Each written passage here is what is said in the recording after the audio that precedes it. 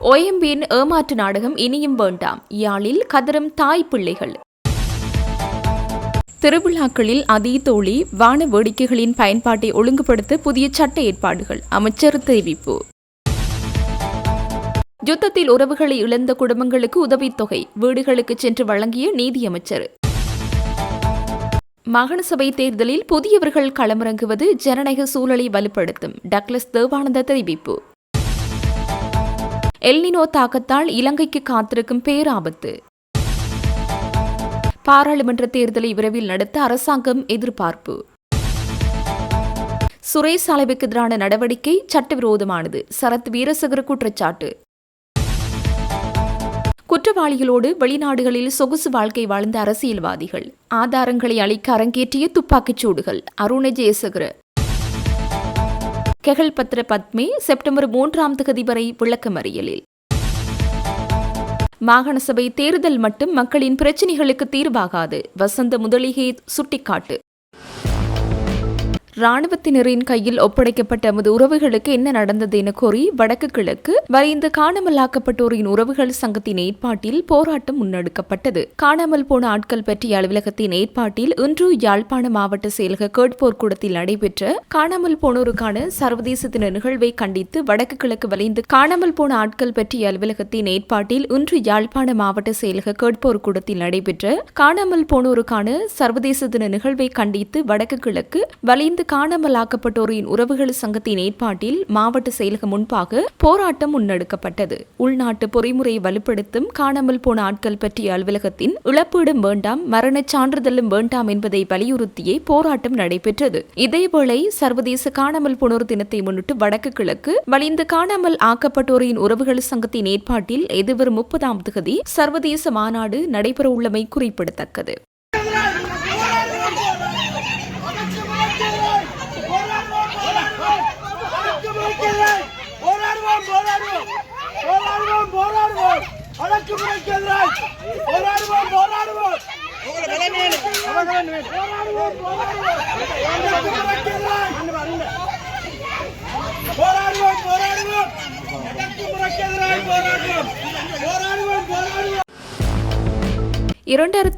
ஆண்டு இறுதிச் யுத்தத்தின் போது உறவுகளை இழந்த குடும்பங்களுக்கு உதவித்தொகை வழங்கும் நிகழ்வு கிளிநொச்சியில் நடைபெற்றது. காணாமல் போனோர் தொடர்பான அலுவலகத்தின் ஏற்பாட்டில் 2009 ஆண்டு யுத்த கால பகுதியில் 2 பிள்ளைகளை இழந்த பெற்றோருக்கான உதவித்தொகை வழங்கும் நிகழ்வு கிளிநொச்சி இரணிமடு கனகாம்பிகை குளம் பகுதியில் இடம்பெற்றது. இதன்போது பாதிக்கப்பட்ட குடும்பங்களின் வீடுகளுக்கு நேரடியாக சென்ற நீதியமைச்சர் மற்றும் சட்டத்தரணி ஹர்ஷன நாணயக்காரு குடும்பத்தினருடன் கலந்துரையாடி அவர்களின் தற்போதைய நிலைமைகள் தொடர்பில் கேட்டறிந்தார்.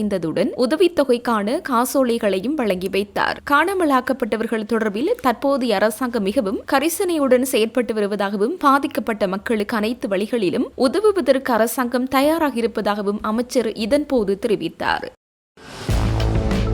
தாய் மற்றும் தந்தை இழந்து சிறுவர் இல்லங்களில் வாழ்ந்த குடும்பங்களுக்கு புதிய வீடுகளை அமைப்பதற்கான நிதி உதவி வழங்கப்பட்டுள்ளது. இதன்படி தாய் மற்றும் தந்தை இழந்த சிறுவர்களுக்காக அமைக்கப்பட்ட செஞ்சோலை சிறுவர் இல்லத்தைச் சேர்ந்த 18 குடும்பங்களுக்கு கண்டாவளை பிரதேச செயலக பிரிவுக்குட்பட்ட கல்மடு நகர கிராமத்தில் வீடுகளை அமைப்பதற்கான காசோலைகள் உத்தியபூர்வமாக வழங்கி வைக்கப்பட்டன. கிளிநொச்சி பரந்தன் பொதுநோக்கு மண்டபத்தில் நடைபெற்ற நிகழ்வில் நீதியமைச்சர் ஹர்ஷன நாணயக்காரு பிரதம அதிதியாக கலந்து கொண்டு பயனாளிகளுக்கான காசோலைகளை வழங்கி வைத்தார். நீண்ட காலமாக பல்வேறு சவால்களுக்கு மத்தியில் வாழ்ந்து வந்த இந்த குடும்பங்களுக்கு சொந்த வீடு அமைப்பதற்கான வாய்ப்பை ஏற்படுத்தும் வகையில் இந்த திட்டம் முன்னெடுக்கப்பட்டுள்ளது.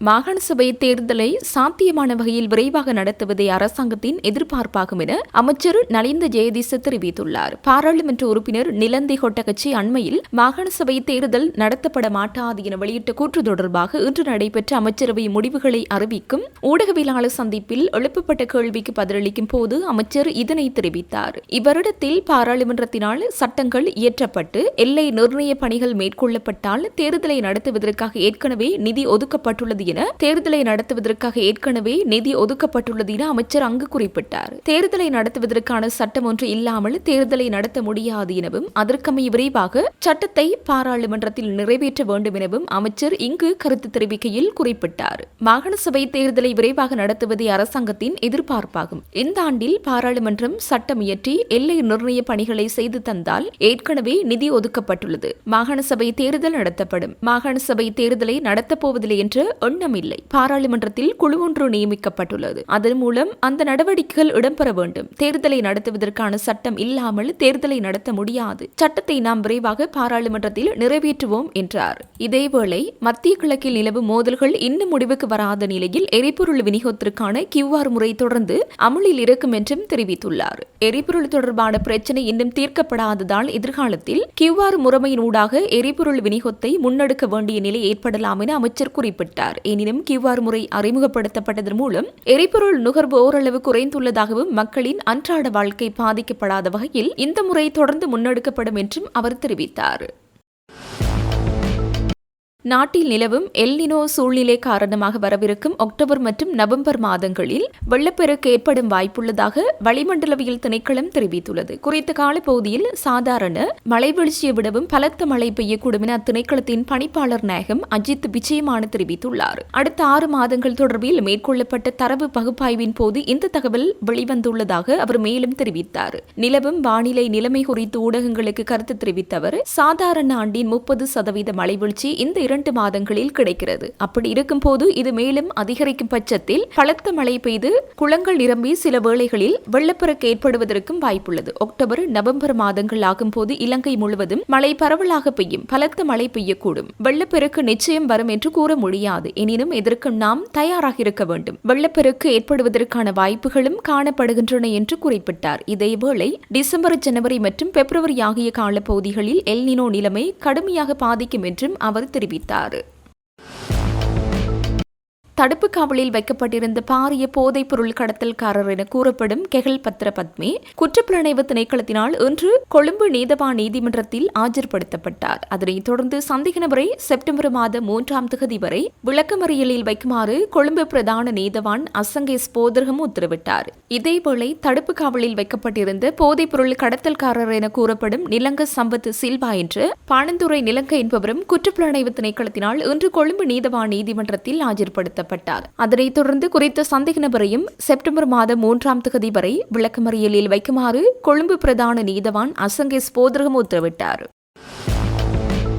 முன்னாள் பாதுகாப்பு அமைச்சரும் பாராளுமன்ற உறுப்பினருமான சரத் வீரசேகர பத்ரமுள்ள நெல்லு மாவட்டத்தில் உள்ள ஸ்ரீலங்கா பொதுஜன பெரமுன கட்சி தலைமையகத்தில் இன்று இடம்பெற்ற ஊடகவியலாளர் சந்திப்பில் கலந்து கொண்டு கருத்து தெரிவித்தார். முன்னாள் அரச புலனாய்வு தலைவர் ஜெனரல் சுரேசாலே பயங்கரவாத தடைச்சட்டத்தின் கீழ் ஜனாதிபதியின் உத்தரவிற்கமைய 109 நாட்கள் தடுப்பு காவலில் வைக்கப்பட்டுள்ளார். தற்போதைய அமைச்சரவை பயங்கரவாத தடைச்சட்டத்தை நீக்கிவிட்டு புதிய சட்டத்தை கொண்டுவர உள்ள நிலையில் இம்மாதம் 28ஆம் தேதியுடன் முடிவடையும் இந்த 109 நாள் தடுப்பு காவல் உத்தரவை மேலும் நீடிப்பது பொருத்தமற்றது என அவர் குறிப்பிட்டார். சுரேசாலையின் மனைவி ஜனாதிபதிக்கு அனுப்பியுள்ள கடிதத்தில் தடுப்பு காவல் உத்தரவின்றி அவரை விளக்கமறியலில் வைக்குமாறும் அவ்வாறு செய்தால் விசாரணைகளுக்கு அவர் முழுமையான ஒத்துழைப்பை வழங்குவார் என்றும் குறிப்பிட்டுள்ளார். 109 நாட்கள் கடந்தும் இதுவரை குற்றச்சாட்டுகள் சுமத்தப்படாமலும் நீதிமன்ற நடவடிக்கை தொடங்கப்படாமலும் இருந்தால் அவரை விளக்கமறியலில் வைத்து சட்ட நடவடிக்கைகளை தொடருமாறு நாமும் வலியுறுத்துகிறோம். சக்ரான் மற்றும் நௌபர் மௌலவி இணைந்து இத்தகைய பயங்கரவாத தாக்குதலை நடத்த திட்டமிடப்பட்டுள்ளமை குறித்து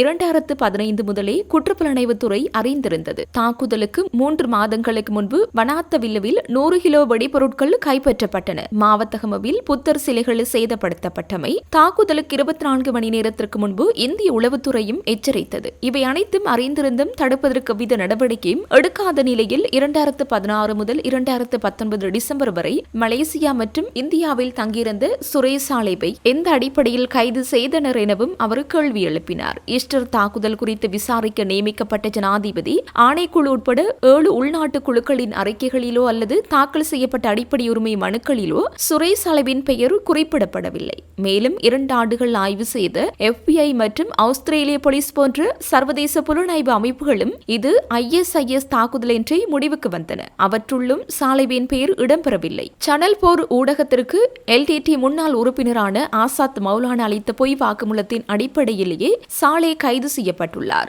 இக்கூற்று முற்றிலும் பொய்யானது என முன்னாள் ஜனாதிபதியினால் நியமிக்கப்பட்ட இமாம் ஆணைக்குழுவும் உறுதிப்படுத்தியுள்ளது. சுரேஷ் சாலே தாக்கல் செய்த ரெட் மனுவுக்கு எதிராக பேராயர் கருதினால் மட்டுமே மனு தாக்கல் செய்துள்ளார். தாக்குதல் நடந்தபோது சாலே அரசு புலனாய்வு தலைவராக இருந்தார் என்ற தவறான தகவலின் அடிப்படையிலேயே பேராயர் அதனை செய்துள்ளார். நாட்டின் பயங்கரவாத வலையமைப்பை அளிக்க பாடுபட்ட ஒரு படை வீரருக்கு இழைக்கப்படும் இந்த அநீதி கவலை அளிக்கிறது என்று அவர் மேலும் தெரிவித்தார். மாகாண சபைகளுக்கான தேர்தலில் போட்டியிடுவதற்கு புதியவர்கள் பலர் ஆர்வம் காட்டி வருவது மகிழ்ச்சி அளிப்பதாக ஈழ மக்கள் ஜனநாயக கட்சியின் செயலாளர் நாயகம் டக்ளஸ் தேவானந்தா தெரிவித்துள்ளார். அத்துடன் பல்வேறு தரப்பினரும் மாகாண சபை தேர்தலில் போட்டியிடுவதற்கு ஆர்வம் காட்டி வருவது மக்கள் மத்தியில் ஜனநாயக ரீதியான அரசியல் பங்களிப்புக்கான ஆர்வம் அதிகரித்து வருவதையே வெளிப்படுத்துவதாகவும் அவர் சுட்டிக்காட்டியுள்ளார். ஈழ மக்கள் ஜனநாயக கட்சியின் சாவகச்சேரி பிரதேச வட்டார உறுப்பினர்களுடனான சந்திப்பின் போது அவர் இவ்வாறு தெரிவித்துள்ளார். இதன்போது அவர் மேலும் தெரிவித்தவர், மாகாண சபைகளுக்கான தேர்தல் நடைபெறவுள்ளதாக அடிக்கடி செய்திகள் வந்து கொண்டிருக்கும் நிலையில் கட்சிகள் மாத்திரமின்றி சமூகத்தின் பல்வேறு தரப்புகளை சேர்ந்த புதியவர்கள் அரசியல் களத்தில் களமிறங்குவதற்கு விருப்பம் வெளியிட்டு வருவது வரவேற்கத்தக்க விடயமாகும். இதேவேளை அரசியல் என்பது குறிப்பிட்ட சிலருக்கான துறையாக மட்டுப்படுத்தப்படாமல் மக்கள் நலனில் அக்கறை கொண்ட அனைவருக்கும் தமது பங்களிப்பை வழங்குவதற்கான களமாக அமைய வேண்டும் எனவும் அவர் தெரிவித்தார். மேலும் புதியவர்கள் அரசியலுக்குள் வருவதனூடாக புதிய சிந்தனைகள், புதிய அணுகுமுறைகள் மற்றும் மக்களின் எதிர்பார்ப்புகளுக்கு ஏற்ப புதிய செயற்திட்டங்கள் முன்வருவதற்கான வாய்ப்புகள் உருவாகும் எனவும் அவர் சுட்டிக்காட்டினார். அந்த வகையில் தேர்தலில் போட்டியிடுவதற்கு பல்வேறு தரப்பினரும் ஆர்வம் செலுத்தி வருவது ஜனநாயக சூழலை மேலும் வலுப்படுத்தும் என தெரிவித்த அவர், மக்கள் தங்களது அரசியல் விருப்பங்களை சுதந்திரமாக வெளிப்படுத்துவதற்கும் தங்களுக்கு பொருத்தமான பிரதிநிதிகளை தெரிவு செய்வதற்கும் சந்தர்ப்பம் ஏற்படுத்தப்படுவது அவசியம் எனவும் கூறினார். மாகாண சபைகள் மக்களின் அன்றாட வாழ்வுடன் நேரடியாக தொடர்புபட்ட பல்வேறு விடயங்களில் முக்கிய பங்காற்றக்கூடிய நிர்வாக கட்டமைப்பாக இருப்பதால் அவற்றின் செயற்பாடுகளில் திறமையானதும் மக்கள் சார்ந்ததுமான பிரதிநிதித்துவம் அவசியம் எனவும் அவர் வலியுறுத்தினார். அதேபோல தொடர்ச்சியாக நாம் எதை வலியுறுத்தி வந்திருந்தோமோ அதுவே இன்று அனைவராலும் ஏற்றுக்கொள்ளப்பட்டுள்ளது. அந்த வகையில் எமது பாதையே நன்மை தரும் ஒன்றாக இருக்கின்றது என்பதை மக்கள் இன்று உணர்ந்து கொண்டுள்ளனர். அந்த வகையில் கட்சியின் வட்டார கட்டமைப்பை மேலும் வலுப்படுத்தி எந்த தேர்தல்கள் வந்தாலும் கட்சி உறுப்பினர்கள் தமது பிரதேச மக்களின் தேவைகள் மற்றும் எதிர்பார்ப்புகளை அடையாளம் கண்டு அவற்றை அடிப்படையாக கொண்டு அரசியல் செயற்பாடுகளை முன்னெடுக்க வேண்டும் எனவும் அவர் அறிவுறுத்தியுள்ளார். அனைத்துலக வலிந்து காணாமலாக்கப்பட்டோர் தினத்தையொட்டி எதிர்வரும் 30ஆம் தேதி ஜாழ்ப்பாணத்தில் நீதிக்கான நீள் பயணம் என்ற நிகழ்வை காணாமலாக்கப்பட்ட உறவுகளுக்காக நீண்ட காலமாக போராடி வரும் எங்களுடைய தாய்மார்கள் முன்னெடுக்கும் குறித்த செயல்பாட்டுக்கு அனைத்து தரப்பினரும் ஆதரவு வழங்க வேண்டும் என சிவில் சமூக செயற்பாட்டாளரும் மனித உரிமைகள் ஆர்வலருமான ஜாட்சன் பிகராடோ கோரிக்கை விடுத்துள்ளார். மன்னாரில் இன்று மதியம் இடம்பெற்ற ஊடக சந்திப்பில் கலந்து கொண்டு கருத்து தெரிவிக்கையிலே அவர் இவ்வாறு தெரிவித்தார். அவர் மேலும் தெரிவிக்கையில், வலிந்து காணாமலாக்கப்பட்டோர் தினம் ஆகஸ்ட் 30 ஜாழ்ப்பாணத்தில் நீதிக்கான நீள் பயணம் என்ற நிகழ்வினை எங்களுடைய காணாமலாக்கப்பட்ட நீண்ட காலமாக போராடி வரும் எங்களுடைய தாய்மார்கள் இந்த செயற்திட்டத்தை முன்னெடுக்கின்றார்கள். யாழ்ப்பாணத்தில் இது தந்தை செல்வா மண்டபத்தில் அவர்கள் முன்னெடுக்கின்றார்கள். அவர்களுக்கு பல்வேறு பக்கத்தில் இருந்தும் ஆதரவுகள் அவர்களுக்கு வலித்து கொண்டு வருகின்றது. அதாவது சிவில் சமூகமாக இருக்கலாம், சமூக ஆர்வலர்களாக இருக்கலாம், மற்றும் சர்வதேச அமைப்புகளாக இருக்கலாம், இன்னும் பல்வேறு அமைப்புகளும் அவர்களுக்கான ஆதரவு வழங்கி கொண்டு வருகின்றார்கள். அந்த வகையில் சிவில் சமூகமாக நாங்களும் அவர்களுக்கான ஆதரவினை வழங்குவதற்கு தயாராக இருக்கின்றோம். அவர்களுடைய இந்த செயற்திட்டத்தை நாங்களும் அவருடைய கருத்தை வலுப்படுத்தும் நோக்கோடு அவர்களுக்கான ஆதரவை தொடர்ந்து அனைவரும் வழங்க வேண்டும் என்றதை நாங்களும் வலியுறுத்துகின்றோம். ஏனென்றால் இது ஒரு நீதிக்கான பயணம். இன்று வரைக்கும் தங்களுடைய பிள்ளைகளை தேடிய தாய்மாரும் பிள்ளைகள் தங்களுடைய தாய்மார்களை தேடியதாகவும் உறவுகள் சகோதரர்களை தேடியதாகவும் இந்த எங்களுடைய நாட்டில் வடகிழக்கில் யுத்தம் முடிவிட்டு இன்று வரை நீதி கிடைக்காத ஒரு பயணமாக அவர்கள் இன்று வரைக்கும் வீதியாக முன்னோக்கி சென்று கொண்டிருக்கின்றார்கள். அவர்களுடைய பயணம் நீதி கிடைக்கப்பட வேண்டும், உண்மை நிலைநிறுத்தப்பட வேண்டும், சர்வதேச ரீதியான தலையீடுகளுடன் அவர்களுடைய நீதியை அவர்கள் பெற்றுக்கொள்ள வேண்டும் என்ற வலியுறுத்தும் முகமாக அனைத்துலக வலிந்து காணாமலாக்கப்பட்டோர் தினம் இந்த ஆகஸ்ட் 30ஆம் தேதி யாழ்ப்பாணத்தில் முன்னெடுக்கப்படுகின்ற இந்த தினத்துக்கு எங்களுடைய ஆதரவை நாங்கள் பலமாக தெரியப்படுத்துகின்றோம். ஏனென்றால் இதை நாங்கள் அனைவரும் சேர்ந்து இந்த நீதி பயணத்தில் முன்னெடுப்பதற்கு இணைந்து கொள்வது ஒவ்வொருவருடைய எங்களுடைய மனித பொறுப்பாகும். நாங்கள் இந்த அவர்களுடைய மனித உரிமைகளை நாங்கள் மதித்தவர்களாக, சிவில் சமூகங்களாக, மனித உரிமை ஆர்வலர்களாக மற்றும் சமூகத்தை சேர்ந்த தங்களுடைய பணிகளை முன்னெடுக்கின்ற பல்வேறு நபர்களும் இவர்களுக்கான இந்த ஆதரவை வழங்க வேண்டும் என்பதை இந்த நேரத்தில் வினயமாக கேட்டுக்கொள்கின்றேன். நன்றி. கடந்த சில நாட்களாக நாட்டில் ஆங்காங்கே நடத்தப்பட்ட துப்பாக்கிச்சூட்டு சம்பவங்கள் அனைத்தும் கடந்த கால குற்றங்களுடன் தொடர்புடைய ஆதாரங்களை அளிப்பதற்காக நடத்தப்பட்ட சம்பவங்களாக இருக்கலாம் என்று பாதுகாப்பு பிரதி அமைச்சர் அருண ஜெயசேகர தெரிவித்துள்ளார். களுத்துறை பகுதியில் இடம்பெற்ற நிகழ்வொன்றில் கலந்து கொண்டு கருத்து தெரிவிக்கும் போது அவர் மேற்கண்டவாறு குறிப்பிட்டுள்ளார். தொடர்ந்தும் தெரிவிக்கையில், குற்றங்களை தடுப்பதற்கும் அவற்றுடன் தொடர்புடைய சந்தேக நபர்களை சட்டத்தின் முன் நிறுத்துவதற்கும் தேசிய மக்கள் சக்தி அரசாங்கம் தேசிய மற்றும் சர்வதேச ரீதியிலான நடவடிக்கைகளை மேற்கொண்டு வருகின்றது. இந்த கடினமான நடவடிக்கைகளை முன்னெடுப்பதற்கான வாய்ப்பினை பொதுமக்கள் தங்கள் ஆணையினூடாக எமக்கு தந்துள்ளனர். சிவப்பு எச்சரிக்கை பிறப்பிக்கப்பட்ட 58 பாரிய குற்றவாளிகளை கடந்த காலத்தில் வெளிநாடுகளிலிருந்து அழைத்து வந்துள்ளோம். அவர்கள் அந்த நாடுகளில் பெரிய மாளிகைகளில் ஆடம்பரமாக வாழ்ந்து வந்தனர். சொகுசு வாகனங்கள் அவர்களிடம் உண்டு. கடந்த காலங்களில் இலங்கையிலிருந்து அங்கு சென்ற பல அரசியல்வாதிகள் இந்த குற்றவாளிகளுடன் சேர்ந்து சொகுசு வாழ்க்கை அனுபவித்து வந்தனர். எமது நாட்டில் சட்டம் மிகவும் சீர்குலைந்த நிலையில் இருந்தது. ஒரு அரசியல் தரப்பை மாத்திரமல்ல, இதுபோன்ற பல அரசியல் குழுக்களை நாங்கள் அகற்றியுள்ளோம். அவர்களுள் பலர் ஒழுங்கமைக்கப்பட்ட குற்ற கும்பல்களுடன் தொடர்பில் இருந்தார்கள். அழிவடைந்த நிலையில் இருந்த ஒரு நாட்டையே நாம் பொறுப்பேற்றோம். தற்போது நிதி ரீதியாக ஓரளவு நாட்டை முன்னோக்கி கொண்டு செல்கின்றோம். அனைத்து துறைகளிலும் வருவாயை சேகரித்து நாட்டின் பொருளாதார நிலையை மேம்படுத்தி வருகிறோம் என்று குறிப்பிட்டுள்ளார். துபாயில் கைது செய்யப்பட்ட திட்டமிட்ட குற்றக்கும்பல் உறுப்பினரும் போதைப் பொருள் கடத்தல்காரருமான லலித் கண்ணங்கரை என்ற பஸ் லலித் என்பவரை 72 மணி நேரம் தடுப்பு காவலில் வைத்து விசாரணை செய்ய அனுமதி வழங்கப்பட்டுள்ளது. போலீஸ் ஊடக பேச்சாளர் இதனை தெரிவித்தார். இன்று அதிகாலை 5:20 மணிக்கு துபாயிலிருந்து ஸ்ரீலங்கன் ஏர்லைன்ஸ் விமான நிறுவனத்தின் JUL 226 என்ற விமானத்தின் மூலம் இவர் ஹட்டுநாயக்க விமான நிலையத்திற்கு அழைத்து வரப்பட்டிருந்தார். பின்னர் குற்றப்புலனாய்வு திணைக்களத்தின் விசேட அதிகாரிகள் குழு ஒன்றினால் இவர் கொழும்பு மத்திய குற்றப்புலனாய்வு பிரிவுக்கு அழைத்துச் செல்லப்பட்டார். பஸ் லலித் என்பவருக்கு எதிராக கொலை குற்றங்கள், குற்றச்செயல்கள் மற்றும் கப்பம் கோருதல் தொடர்பான பல குற்றச்சாட்டுகள் சுமத்தப்பட்டுள்ளதுடன் சர்வதேச சிவப்பு எச்சரிக்கை அறிவித்தல்களும் பிறப்பிக்கப்பட்டிருந்ததாக தெரிவிக்கப்படுகிறது. அவிசாவளை நீதவான் நீதிமன்றத்தில் நிலுவையில் உள்ள வழக்கு தொடர்பில் மேல் மாகாண தெற்கு குற்றப்பிரிவினால் இந்த சிவப்பு எச்சரிக்கை பெறப்பட்டிருந்ததோடு கொலை குற்றச்சாட்டு தொடர்பில் நீதிமன்றத்தில் ஆஜராகாத குற்றத்திற்காக கொழும்பு மேல் நீதிமன்றத்தினால் இவருக்கு எதிராக திறந்த பிடியாணையும் பிறப்பிக்கப்பட்டுள்ளது. இதேவேளை 2021-9-20 அன்று நெல்லின்தொடுவ பகுதியில் வசிக்கும் ஒருவரின் வீட்டிற்கு முன்பாக சென்று துப்பாக்கிச்சூடு நடத்தி பலத்த காயங்களை ஏற்படுத்த முற்பட்டமை தொடர்பில் அவிசாவளை நீதவான் நீதிமன்றத்தினால் திறந்த பிடியாணை பிறப்பிக்கப்பட்டுள்ளது. 2022-10-16 அன்று மூவரை கூர்மையான ஆயுதங்களால் வெட்டி பலத்த காயங்களை ஏற்படுத்தியமை தொடர்பாகவும் பஸ் லலித் என்பவருக்கு எதிராக அவிசாவளை நீதவான் நீதிமன்றத்தினால் திறந்த பிடியாணை பிறப்பிக்கப்பட்டுள்ளது. திருவிழாக்கள், ஆலய உற்சவங்கள் மற்றும் பொது கொண்டாட்டங்களின் போது அதீத ஒளி கொண்ட மின் விளக்குகள், அதிக சத்தத்தை ஏற்படுத்தக்கூடிய வான வேடிக்கைகள் உள்ளிட்டவற்றை பயன்படுத்துவதால் பொதுமக்களின் பாதுகாப்புக்கும் சுகாதாரத்திற்கும் ஏற்படக்கூடிய பாதிப்புகளை தடுக்கும் வகையில் வடக்கு மாகாணத்தின் உள்ளூராட்சி மன்றங்கள் ஊடாக உடனடியாக நியமத்துணை விதிகளை உருவாக்குவதற்கு தீர்மானிக்கப்பட்டுள்ளது. இதற்கு மேலதிகமாக மாகாண மற்றும் தேசிய மட்டங்களில் தேவையான சட்ட ஏற்பாடுகளை உருவாக்குவதற்கான நடவடிக்கைகளையும் முன்னெடுக்க தீர்மானிக்கப்பட்டுள்ளது. கடற்றொழில், நீரியல் மற்றும் கடல் வளங்கள் அமைச்சர் ராமலிங்கம் சந்திரசேகர் மற்றும் வடக்கு மாகாண ஆளுநர் நா. வேதநாயகன் ஆகியோரின் இணைத்தலைமையில் இன்று வடக்கு மாகாண ஆளுநர் செயலகத்தில் நடைபெற்ற உயர்மட்ட கலந்துரையாடலிலேயே இந்த தீர்மானம் எடுக்கப்பட்டது. பெரிய அழகான ஒரு உயர் மின் பாய்ச்சல் ஏற்பட்ட ஒரு விளக்கின் காரணமாக ஏற்பட்ட பாதிப்பு கிட்டத்தட்ட 400க்கும் மேற்பட்டவர்கள் பாதிக்கப்பட்ட ஆஸ்பத்திரியில் அனுமதிக்கப்பட்டனர். அது தொடர்பாக வருங்காலத்திலே என்னென்ன தடுப்பதற்குரிய நடவடிக்கைகள் எடுக்க வேண்டும் என்ற சம்பந்தமான கூட நான் இது ஏனென்றால் இப்பொழுது நவீன ஒவ்வொரு நாளுமே வித்தியாசமான கல்வி வருது, மின்சாரமோ சம்பந்தமான இதில் வருது. எல்லாரும் தங்கள் எழுந்த வானத்தை கொண்டு வந்து அதை எல்லாரையும் தங்கள் எழுந்த வானத்தை கொண்டு வந்து அதை பாவிக்கிறார்கள். நாங்கள் ஒரு இது காட்டவணும் மட்டும் சொல்லி வானம் அடிக்கும். இதென்றாலும் மோசமான அளவில் தங்கண்ட இதெல்லாம் காட்டணும், அதை படம் எடுத்து போடுறது அதெல்லாம் இப்போ முக்கியமாக இருக்குது.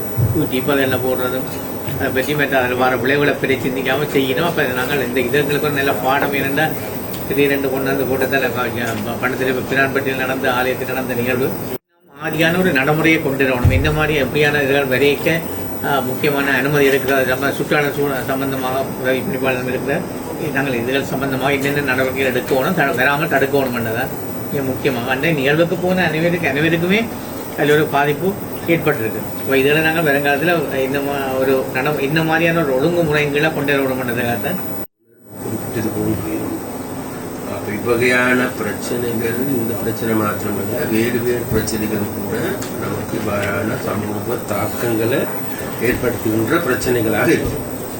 அப்போ அதில் விசேடமாக நமக்கு அண்மையில் ஏற்பட்ட இந்த சம்பவம் என்பது உண்மையில ஒரு பாரதூரமான பிரச்சனையாகவும் மாறிடுச்சு. அது 400 பேர் 100 பேர் கண்ணு இல்லாமல் கூட்டினு கூட அந்த நேரத்தில் சோசியல் மீடியாவில் தாக்கத்தை ஏற்படுத்திச்சு. அது வந்து பெரிய டேமேஜ் ஏற்படுத்துகின்ற பேர். அப்போ அதனால நமக்கு தேவை ஒன்று இருக்குது. உண்மையிலே இதுகளை எப்படி நம்ம எதிர்காலங்களில் கட்டுப்படுத்தி கொடுக்குது, இது சம்பந்தமாக ஏதாவது நம்மளோட பக்கத்தால் அது சுகாதாரத்துறை பக்கத்தால் இதுகளுக்கு ஏதாவது ஒரு என்ன சொல்றது நடைமுறை சாத்தியமான ஒரு மெக்கானிசம் வந்து தேவை உண்டு இருக்கு.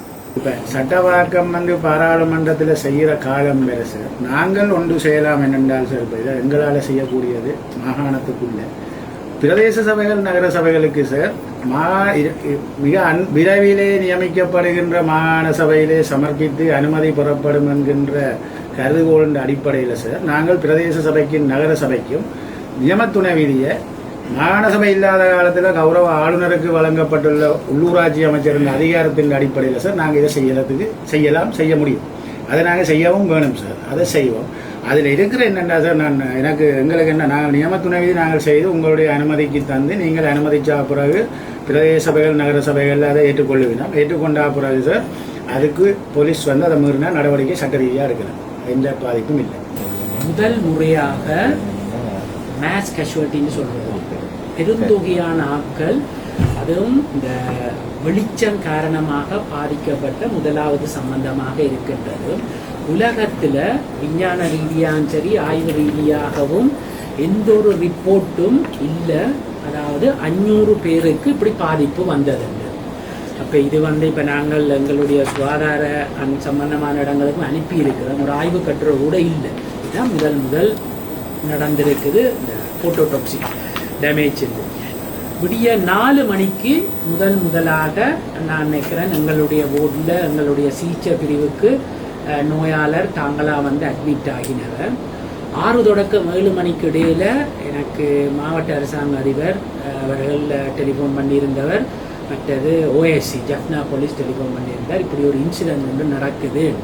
இப்போ நான் உடனடியாக எங்களுடைய பணிப்பாளருக்கு அறிவித்து மாவட்ட அதிபருக்கு சொன்னது என்னென்றால், உடனடியாக நீங்கள் சுகாதார அத்தியட்சரோடையும் கதைச்சு எல்லாரையும் அனௌன்ஸ் பண்ணி 2 விஷயம், பக்கத்தில் உள்ள ஆஸ்பத்திரிக்கு போக சொல்லி நேர யாழ்ப்பாணம் வர்றாக்களுக்குனாலும் வரலாம்னு சொன்னார்.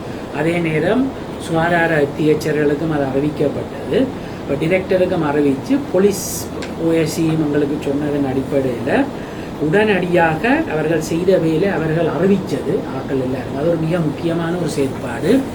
அதே நேரம் சுகாதார அத்தியட்சகர் அவர்கள் அந்த ஏரியா MOH PHI நடுகள் என்னோட காய்ச்சி ஒன்று இந்த 36 மணித்தியாலும் அவர்களுக்கு அறிவிக்கப்பட்டு அருகில் உள்ள ஆக்களுக்கு போகக்கூடியதாக இருந்தது. இப்போ அதில் 2 பிரச்சனை என்னென்னா, இந்த பிரச்சனை வந்தாக்கள் குடும்பமாக பாதிக்கப்பட்டாக்கள் ஃபோன் பார்க்க இயலாது. அப்போ டெலிஃபோன் பண்ணி 3Gலேயோ அல்லது ஒரு ஆளை கூப்பிட இயலாது.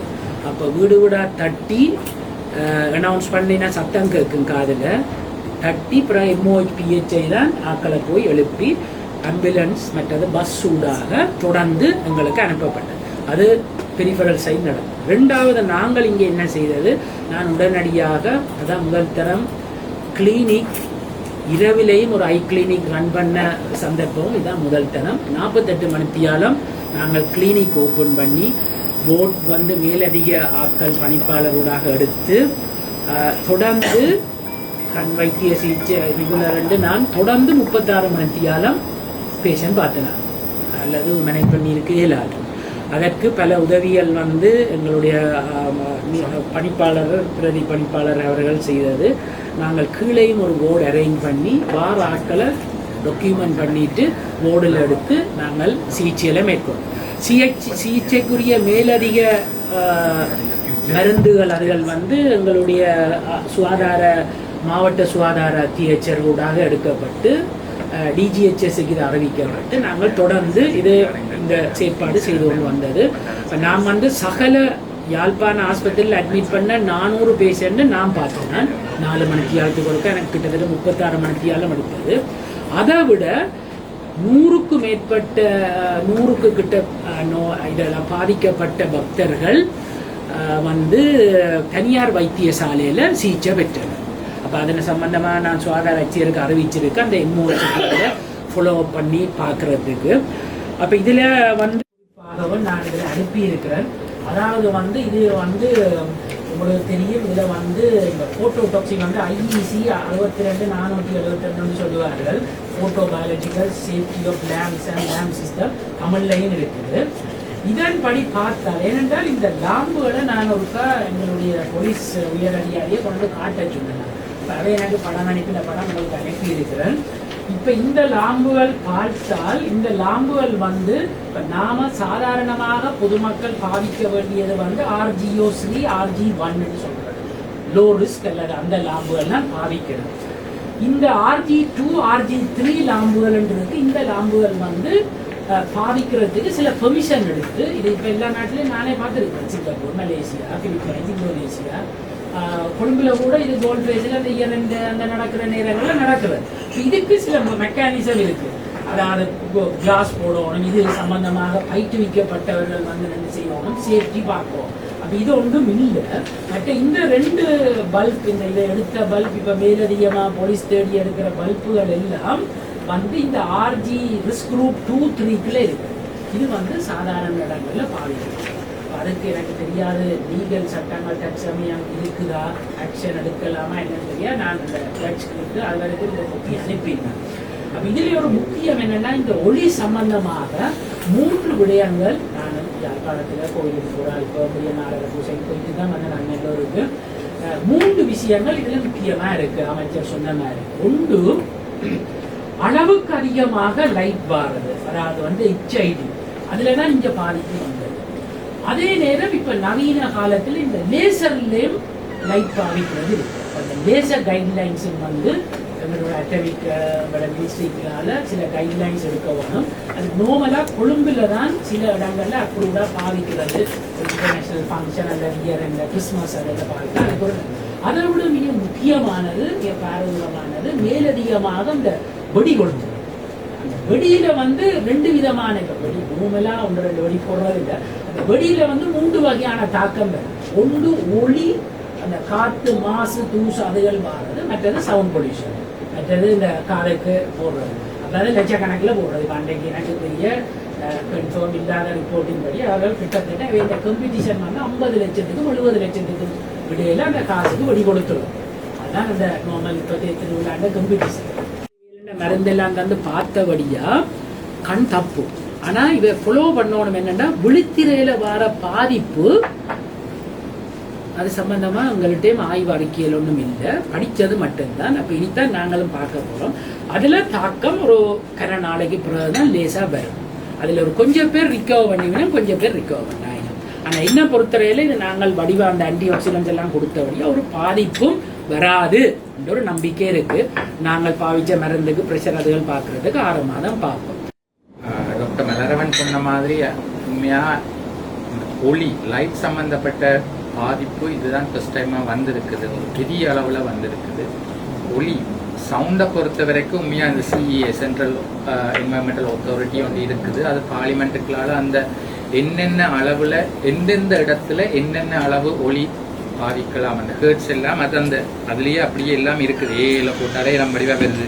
முனிசிபல் கவுன்சில் ஏரியாக்கள் எவ்வளவு, ஸ்கூலுக்கு கிட்ட சைலண்ட் ஜோனில் எவ்வளவு, இண்டஸ்ட்ரியல் அங்கால பக்கங்கள் எவ்வளவு டெசிபிளுக்கு அது போகலாம். அதை விட பஸ்ஸுக்குள்ளே பப்ளிக் பஸ்ஸுக்குள்ளே எவ்வளவு அப்படியான எல்லாம் அது ஒரு அளவுலையும் இருக்கும். முனிசிபல் கவுன்சில் எடுத்தோம்னா டே டைமில் 63 டெசிபிள் மட்டும்தான் செய்யலாம், நைட் டைமில் 50 டெசிபிள், ஸ்கூல் அதுகள் என்று சொன்னால் 50 டெசிபிளும் 45 டெசிபிளும் இப்படியான அளவுகள் இருக்குது. அப்போ இதில் நாங்கள் எல்லாம் லோ வச்சிருந்தாலும் அதை நடைமுறைப்படுத்துகிறோமான்றது தான் எங்களுக்கு முக்கியம். அதுதான் எங்களுக்கு இப்போ கோயிலோ அல்லது கோயிலுக்கிட்டவோ முனிசிபல் ஏரியாவில் முதல் பெர்மிஷன் எடுத்துட்டு சின்ன சின்ன கோயில் எல்லாம் இருக்குது, நிறைய கோயில் இருக்குது. கூடுதலாக இந்த கோயில் திருவிழாக்கள் எல்லாம் பார்த்தோம் என்று சொன்னால் ஜூலை ஆகஸ்ட் எக்ஸாம் டைம்களில் தான் கூட வரப்பாங்க.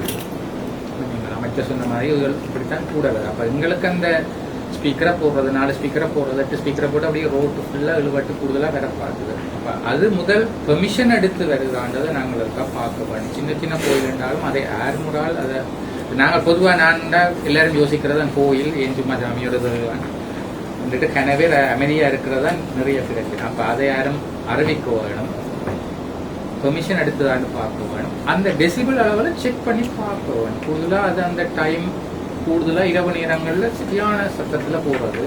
தொடர்ச்சியாக 80 டெசிமலுக்கு மேலே நீங்கள் 4 மணித்தியாலம் கேட்டீங்கன்னா நிச்சயமாக உங்களுக்கு காது பாதிப்பு ஏற்படும், அதிக ஒளியாக.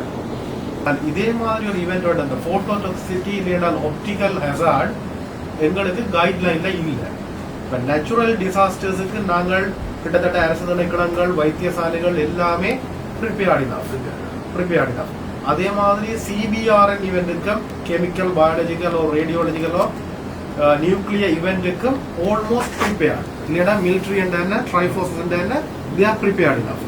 ஆனால் இந்த ரேடியோலஜிக்கலுக்கையோ இல்லாட்டி நியூக்ளியர் ஹசார்டுக்குள்ளேயோ இந்த போட்டோ டாக்ஸிசிட்டி வராது. அது மெடிக்கல் ரேடியேஷன் இல்லைன்னா அயனைசிங் ரேடியேஷன் மட்டும்தான் ரேடியோலஜிக்கலுக்குள்ள வருது, ஹெல்த்துக்குள்ள. எங்கள்கிட்ட கைட்லைன் இருக்குது தனியா அந்த மெடிக்கலோ அயனைசிங் ரேடியேஷனுக்கு மட்டும்தான் கைட்லைன் இருக்கு. நம்ம ஹெல்த்லையும் பேசிக் கைட்லைன் தான் நாங்கள் இருந்தது. இப்போ இது ஒரு ரேர் ஈவெண்ட். ஆனால் ஃபார்ச்சுனேட் இந்த ஏர்லி டயக்னோசிஸ் ஏர்லியா பேஷண்ட்ஸ் வந்தது, நாங்கள் குயிக்காக கிளியர் பண்ணது உலகம் சேர்ந்து தான் எங்களுக்கு இது லாங் டேர்ம் காம்ப்ளிகேஷன் இல்லாமல் போயிருக்கு. நாங்கள் இங்கே எடுக்க வேண்டிய 2 ஃபோக்கஸ் மெயினாக. ஒன்று இந்த ஒளி தொடர்பான கட்டுப்பாடுகள் தொடர்பான நாங்கள் ரெகுலேட்டரி மெஷர்ஸ் எடுக்கிற அதே வேளை நாங்கள் என்னோட கலப்படம் இல்லாத ஆன்மீக கலாச்சாரத்தையும் யாழ் மாவட்டத்தில் கட்டியெழுப்போம். அதாவது தொன்மையான கலப்படம் இல்லாத ஆன்மீக கலாச்சாரத்தை இப்ப கலப்படம் மிக்கதான் மாறிக்கொண்டிருக்குது. அதை அவாய்ட் பண்றதுக்குரிய இனிஷியேட்டிவ். தேங்க்யூ. இப்போ நாங்கள் ஒரு மெக்கானிசம் வச்சிருக்கிறோம். பிரதேச கிராம அளவில் சொல்லியிருக்கோம், நான் அதை சொல்லி போலீஸுக்கும் சொல்லியிருக்கோம்.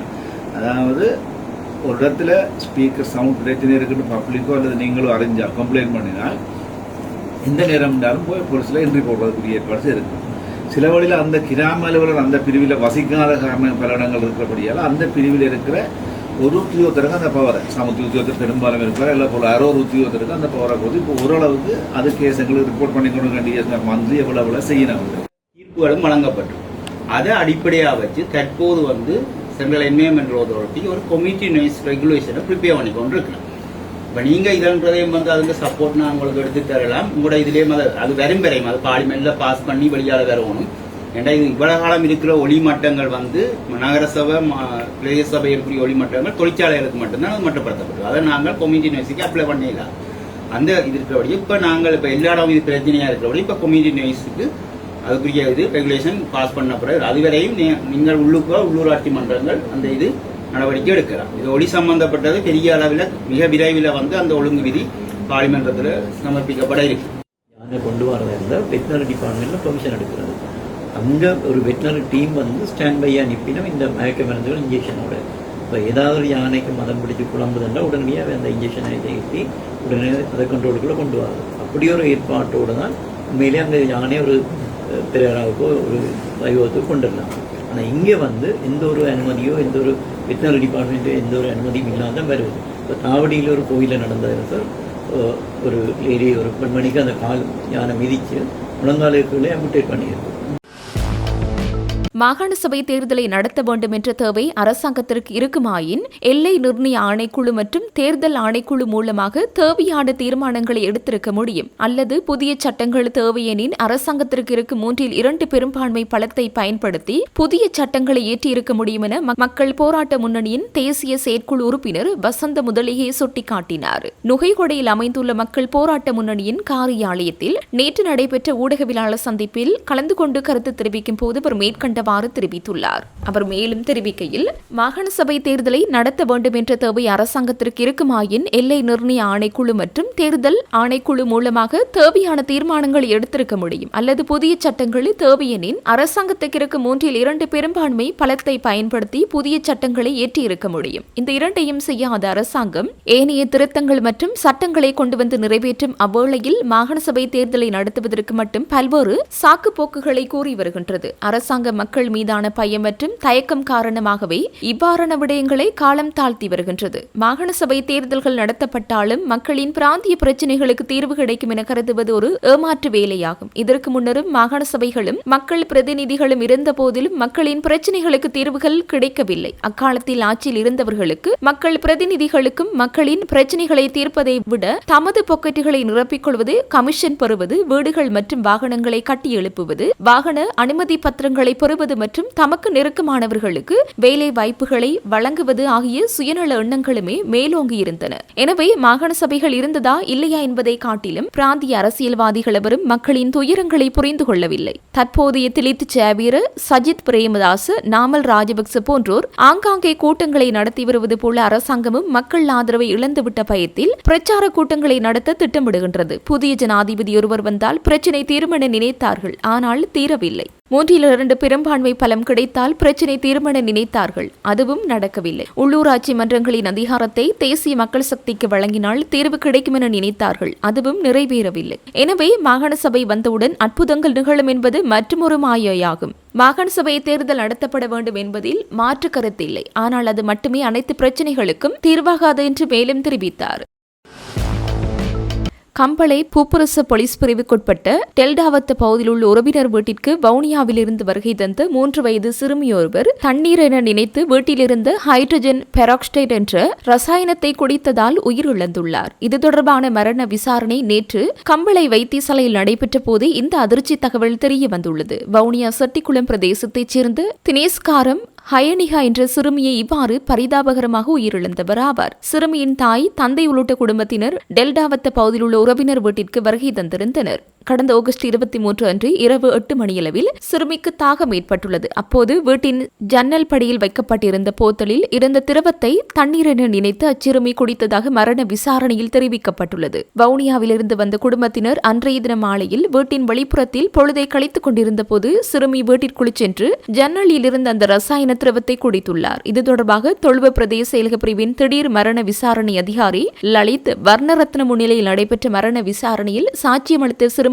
தந்தையான ஜே விக்னேஸ்வரன் தெரிவித்ததாவது: எங்களுக்கு ஒரே ஒரு பெண் குழந்தைதான். உறவினர் வீட்டிற்கு வந்திருந்த போதுதான் இந்த துயரம் நடந்தது. மகள் அந்த திரவத்தை குடித்த உடனே அவரது வாயிலிருந்து உமிழ்நீர் நுரைத்து வெளிவந்தது. நான் வெளியே இருந்த போது வீட்டில் இருந்தவர்கள் ஓடி வந்த எனக்கு விடயத்தை கூறினார்கள். நாங்கள் உடனடியாக பன்விலதென வைத்தியசாலைக்கு குழந்தையை கொண்டு சென்றோம். ஆனால் குழந்தை ஏற்கனவே உயிரிழந்து விட்டதாக வைத்தியர் கூறிவிட்டார் என வேதனையுடன் தெரிவித்தார். யாழில் ஆட்கள் இல்லாத வேளைகளில் வீடுகளுக்குள் புகுந்து தங்க நகை திருட்டில் ஈடுபட்டு வந்த 3 விளக்கமறியலில் வைக்கப்பட்டுள்ளதோடு அடகு வைக்கப்பட்டிருந்த 43 பவுண்ட் தங்க நகைகள் சாவகச்சேரி போலீசாரால் நேற்று மீட்கப்பட்டன. மீட்கப்பட்ட தங்க நகைகளின் பெறுமதி 1,50,00,000 ரூபாய் என சாவகச்சேரி போலீசார் தெரிவித்தனர். கடந்த ஜூலை மாதம் 9ஆம் தேதி சாவகச்சேரி நகரில் உள்ள நகைக்கடை உரிமையாளரின் வீட்டிலிருந்து 17 பவுண்ட் தங்க நகைகள் களவாடப்பட்டதாக சாவகச்சேரி போலீஸ் நிலையத்தில் முறைப்பாடு செய்யப்பட்டிருந்தது.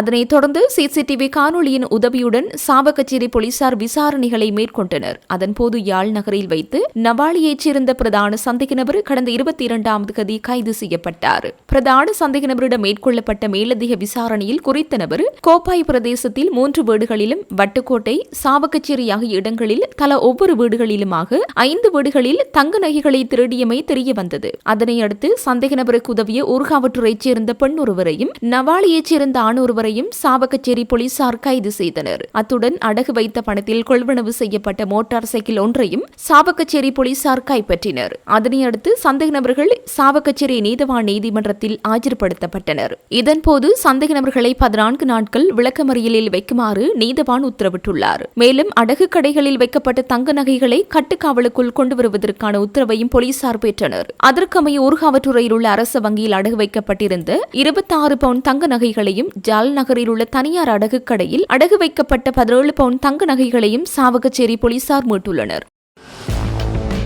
புறக்கோட்டை பேருந்து நிலையத்தில் வெற்றிலை துப்புதல் மற்றும் சிறுநீர் கழித்தல் உள்ளிட்ட குற்றங்களில் ஈடுபட்ட 1029 பேர் அடையாளம் காணப்பட்டுள்ளதாக இலங்கை வான்படையின் ஊடக பேச்சாளர் குரூப் கேப்டன் நளின் வேவக்கும்பர தெரிவித்துள்ளார். இது தொடர்பில் வினவிய போது அடையாளம் காணப்பட்டவர்கள் அந்த இடங்களை சுத்தம் செய்யும் சமூக சேவைகளில் ஈடுபடுத்தப்பட்டதாக அவர் குறிப்பிட்டார். வெற்றிலை துப்புதல் மற்றும் சிறுநீர் கழித்தல் போன்ற செயல்களில் சில பேருந்து ஓட்டுநர்கள் மற்றும் நடத்துனர்களும் ஈடுபட்டுள்ளமை தெரிய வந்துள்ளது. பொதுமக்களின் பாதுகாப்பை உறுதி செய்யும் நோக்கில் இலங்கை வான்படையினரால் புறக்கோட்டை பேருந்து நிலையத்தில் புதிய CCTV கண்காணிப்பு கட்டுப்பாட்டு அறையொன்று நிறுவ நடவடிக்கை எடுக்கப்பட்டது. இதன் காரணமாகவே இவ்வாறான குற்றங்களில் ஈடுபடுபவர்களை எளிதில் அடையாளம் காண முடிந்துள்ளதாக அவர் மேலும் தெரிவித்தார்.